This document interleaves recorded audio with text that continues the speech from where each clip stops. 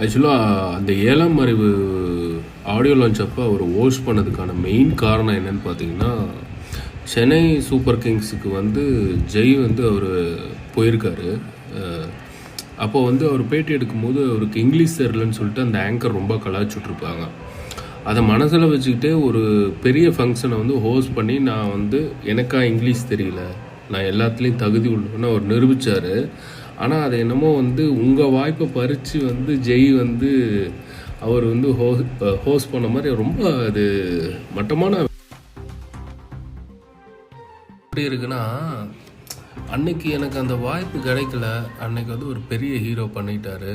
அப்போ வந்து நான் மறைஞ்சிருந்து பார்த்துட்டு இருந்தேன் முருகதாஸ் சார் அப்படி இப்படின்னு. ஆனால் இன்றைக்கி அந்த ஹீரோவும் இல்லை. ஆனால் அந்த முருகதாஸ் சார் அப்புறம் சூர்யா சார் அவங்க எல்லாருமே என்னை கூப்பிட்டு நடிக்க வைக்கிறாங்க. அவங்களோட நான் பெரிய ஆள் அப்படின்றது. அது நீங்கள் பெரிய ஆள்னால் அது எங்களுக்கே தெரியும். அதாவது நீங்கள் நல்லா பண்ணுறீங்க, அது எல்லாமே ஓகே. ஆனால் அது நீங்களே வந்து தற்புகழ்ச்சியாக சொல்லாதீங்க. அது உங்கள் மேலே இருக்கிற மரியாதை வந்து போக வைக்குது. உண்மையிலே நீங்கள் பெரிய ஆள், நல்ல குட் ஆக்டிங், ஃபேமிலிக்கு எல்லாத்துக்குமே பிடிக்கும். உங்கள் படம் வந்து நல்லா ஒரு செலிப்ரிட்டி மாதிரி தான் போயிட்டுருக்குது.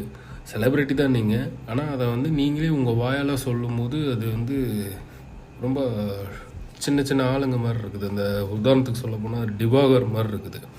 நான் எங்கே போனாலுமே பாப்புலர்மா அப்படின்னு சொல்லுவார்ல, அவர் மாதிரி இருக்குது. நீங்கள் டிவாகருக்கும் உங்களுக்கும் வித்தியாசம் இருக்குது. நீங்கள் வந்து ரஜினி வழியில் போகக்கூடியவர், ஆனால் நீங்கள் டிவாகர் மாதிரி ஆகிட்டுருக்கீங்க.